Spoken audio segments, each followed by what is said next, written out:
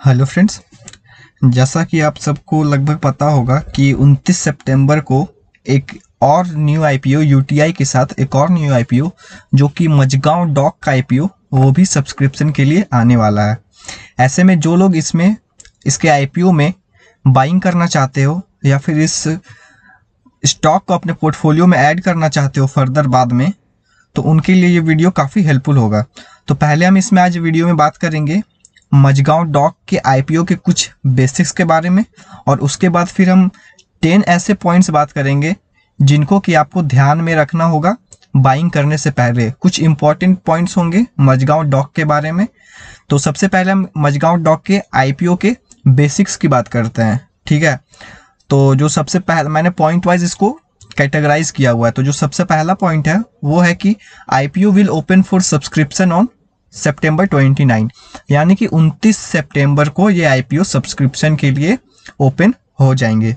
ये तो मैक्सिमम लोग को पता होगा, ठीक है। सेकंड पॉइंट पर हम आते हैं कि government of India is selling shares to raise ₹443.68 crore from the primary market issue on September 29।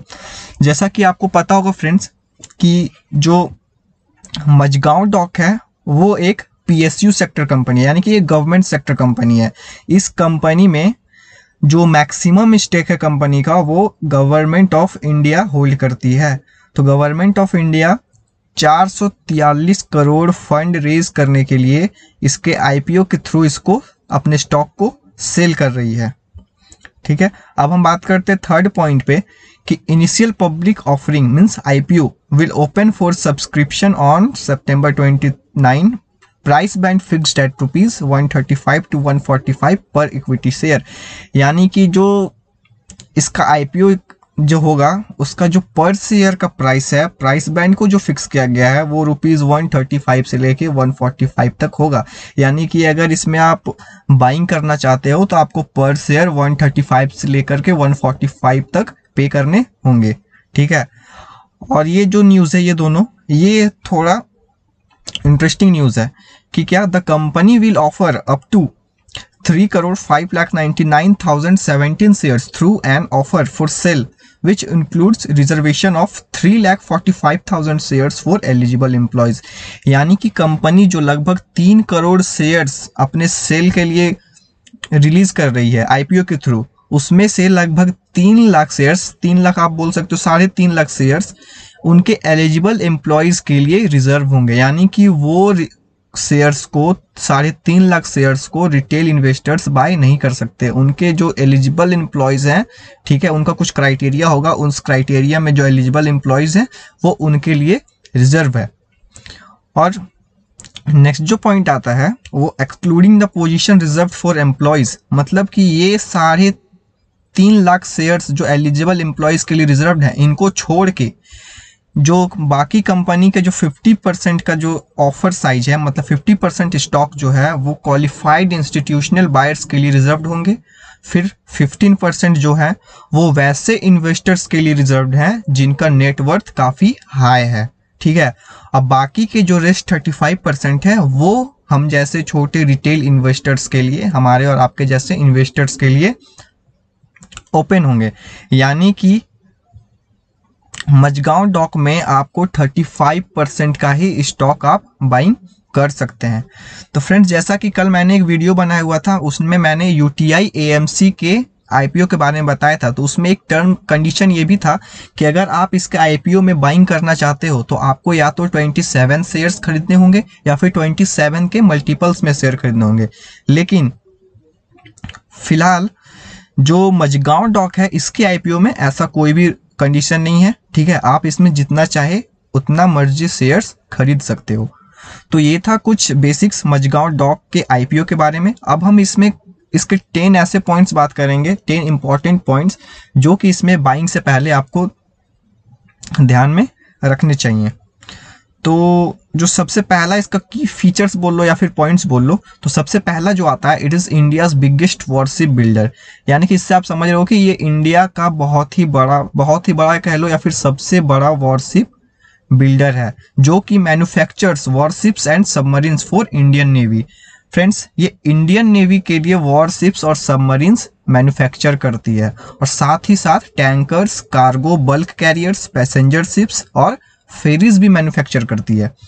और इसमें जो इंटरेस्टिंग एक पॉइंट है वो है कि maximum ship building and submarine capacity of 40,000 DWT, ठीक है, यानी कि जो मझगांव डॉक का जो मैक्सिमम शिप बिल्डिंग और सबमरीन का कैपेसिटी है वो 40,000 DWT का है। ये क्राइसिल के रिपोर्ट के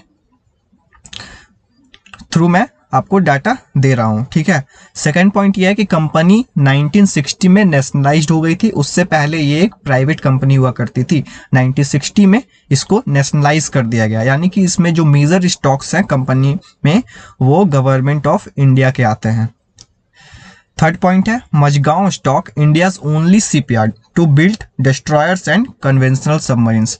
फ्रेंड्स ये जो पॉइंट है ये एक कंपनी को बाकी जो शिपयार्ड कंपनीज है उनसे काफी अलग बना देती है। क्या कि जो मझगांव डॉक है वो इंडिया का एक ओनली मतलब एक लौता शिपयार्ड है जो कि डिस्ट्रॉयर्स और कन्वेंशनल सबमरीन्स बनाती है इंडियन नेवी के लिए। तो ये अपने आप में बहुत बड़ी बात है और ये कंपनी को बाकी शिपयार्ड कंपनी से थोड़ी अलग भी बनाती है। तो अब हम बात करते हैं फोर्थ पॉइंट की। तो फोर्थ पॉइंट में कि Mazagon dock is defence public sector undertakings operating under the administrative control of the defence ministry, यानी कि मझगांव डॉक का जो शिपयार्ड है वो डिफेंस मिनिस्ट्री के अंदर में ऑपरेट होता है। मतलब उसमें जो सारे काम होते हैं उसका जो देखभाल होता है वो टोटली डिफेंस मिनिस्ट्री के अंडर में आता है। तो इससे आप ये भी अंदाजा लगा सकते हो कि कंपनी का जो आप ऑपरेटिंग देख सकते हो फिर एडमिनिस्ट्रेटिव कंट्रोल वो काफी अच्छा है क्योंकि ये गवर्नमेंट ऑफ इंडिया के अंदर में आ रहा है, डिफेंस मिनिस्ट्री के अंडर में, ठीक है। फिर government funded naval ship building programme estimated worth thousands of crore. कुछ दिन पहले एक न्यूज आया था कि गवर्नमेंट ने जितने भी शिप बिल्डिंग प्रोग्राम्स मतलब ऐसे जो शिपयार्ड्स हैं जो कि शिप बिल्डिंग प्रोग्राम्स पे काम करती है उनके लिए लगभग थाउजेंड्स ऑफ करोड़ का प्रोग्राम फंड रेज किया था। फंड बोल सकते हो, प्रोग्राम नहीं फंड रेज किया था। मतलब लगभग 1000 करोड़ का फंड इनको गवर्नमेंट ऑफ इंडिया के तरफ से दिया गया है, ठीक है। फिफ्थ पॉइंट पे हम आते हैं। तो अपना फिफ्थ पॉइंट बोल रहा है कि submarine named INS Karanj is currently undergoing sea trials and the fourth is getting ready to be launched. The balance two submarines are at various stages of outfitting. The last of the submarines will be delivered by 2022. तो friends ये जो news है, ये जो fifth point है, ये इस IPO का जब लिस्टिंग हो जाएगा NSE और BSE में, उसके बाद जो इसमें आपको मूवमेंट देखने को मिलेगी, फर्दर जब फ्यूचर में आपको मूवमेंट देखने को मिलेगी, उसके लिए काफ़ी इंपॉर्टेंट ये पॉइंट है। ये 2019 सितंबर का ये न्यूज़ है। उस समय ये न्यूज़ आया था कि INS करंज जो कि उस टाइम पे सी ट्रायल्स के लिए रेडी था और एक और जो है सबमरीन वो भी लगभग आउटफिटिंग के लिए तैयार था और अभी वो कुछ दिन पहले शायद अभी लॉन्च हुआ नहीं है वो, और शायद कुछ दिन बाद वो लॉन्च हो जाएगा, लेकिन 2019 सितंबर तक वो लॉन्च नहीं हुआ था, वो जस्ट रेडी हो रहा था लॉन्च के लिए। और जैसा कि आप यहाँ पे देख सकते हो कि विल बी डिलीवर्ड बाय 2022, मतलब 2022 में ये दोनों सबमरीन्स डिलीवर कर दिए जाएंगे। तो जब उस टाइम 2022 में इसकी डिलीवरी होगी सबमरीन्स की, तो उस टाइम इसके प्राइस में, स्टॉक के प्राइस में आपको फर्दर काफी हेवी मूवमेंट देखने को मिल सकता है। अब हम बात करते हैं नेक्स्ट पॉइंट की कि Mazagon has also entered the submarine repair business in 2018 by clinching a ₹1100 crore rapid deal from Indian navy. Indian navy से डील होने के बाद 1100 करोड़ की मझगांव ने सबमरीन रिपेयर बिजनेस में भी एंट्री कर चुकी है। इससे पहले तक क्या करती थी, 2018 से पहले मझगांव जो डॉक है कंपनी, वो सिर्फ और सिर्फ मैन्युफैक्चरिंग करती थी, सबमरीन्स को मैन्युफैक्चर करती थी। लेकिन 2018 में नेवी के साथ, इंडियन नेवी के साथ डील होने के बाद 1100 करोड़ का Mazagon dock submarine repair business में भी उतर चुकी है। मतलब कि कंपनी अपने बिजनेस मॉडल को कंसिस्टेंटली थोड़ी वाइड करने के मूड में है, वाइड कर भी रही है कंपनी। पहले कंपनी सिर्फ मैन्युफैक्चर करती थी, अब ये रिपेयर बिजनेस में भी आ चुकी है। तो इस हिसाब से कंपनी का जो हिस्ट्री आप देखोगे वो भी काफी अच्छा है, और आप इससे आशा कर सकते हो कि फर्दर फ्यूचर में ये अपने बिजनेस को और वाइड कर सकती है। ठीक है। अब फ्रेंड्स 8th पॉइंट बोलता है कि इंडिया में इससे पहले दो जो मेजर शिपयार्ड्स कंपनीज थे, एबीजी शिपयार्ड लिमिटेड और जो भारतीय डिफेंस एंड इंफ्रास्ट्रक्चर लिमिटेड थे, वो कोलैप्स कर गए। क्यों? क्योंकि उनके ऊपर काफी कर्ज हो चुका था और जिसके कारण वो कोलैप्स कर गए। और ऐसा ही एक और शिपयार्ड है जो कि है Reliance naval and engineering limited.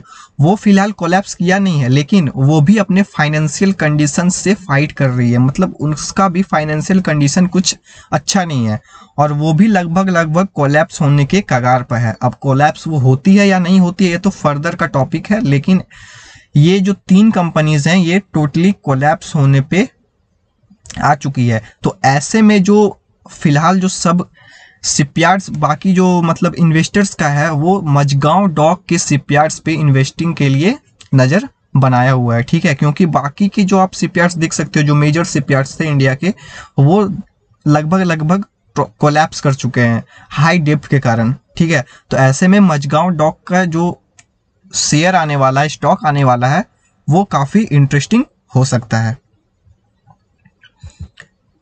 अब हम बात करते हैं 10th पॉइंट की। In the latest quarter company has reported gross sales of ₹49,776 crore and total income of ₹55,666 crore. यानी कि 2019 में पिछले क्वार्टर की अगर आप बात करो तो 2019 नहीं, लेटेस्ट क्वार्टर यानी कि जो पिछले क्वार्टर की अगर आप बात करो तो उसमें कंपनी का जो ग्रॉस सेल हुआ है वो लगभग 50,000 करोड़ का ग्रॉस सेल हुआ है और टोटल इनकम कंपनी का 55,000 करोड़ हुआ है। ठीक है। और वहीं आप अगर फाइनेंशियल ईयर 2020 की बात करो तो कंपनी का जो प्रॉफिट है वो है 415 करोड़। किस रिवेन्यू पे? 566 करोड़ के रिवेन्यू पे उसे 415 करोड़ का प्रॉफिट हुआ है। तो फ्रेंड्स ये था complete analysis Mazagon dock IPO का। और ऐसे ही मैंने एक और वीडियो बनाया हुआ है कल यूटीआई एएमसी के बारे में। तो अगर आप उस वीडियो को देखना चाहते हो तो ऊपर आई बटन में आपको, ऊपर कार्ड में आपको उसका लिंक दिख रहा होगा, आप वहां पे क्लिक करके उसे देख सकते हो। उसमें भी मैंने 10 ऐसे पॉइंट्स बताए हैं जिससे कि आप खुद से भी एनालाइज कर सकते हो इन्वेस्टिंग करने से पहले, और काफी वो इंपॉर्टेंट पॉइंट्स हैं। ठीक है। तो अगर आप उस वीडियो को देखते हो तो आपको यूटीआई एएमसी से रिलेटेड सारे डाउट्स क्लियर हो जाएंगे। तो फ्रेंड्स अगर आपको ये वीडियो अच्छा लगा हो तो चैनल को सब्सक्राइब जरूर कर लें और वीडियो को लाइक भी कर दें। तो आज के लिए बस इतना ही, मिलते हैं नेक्स्ट वीडियो में, तब तक के लिए गुड बाय।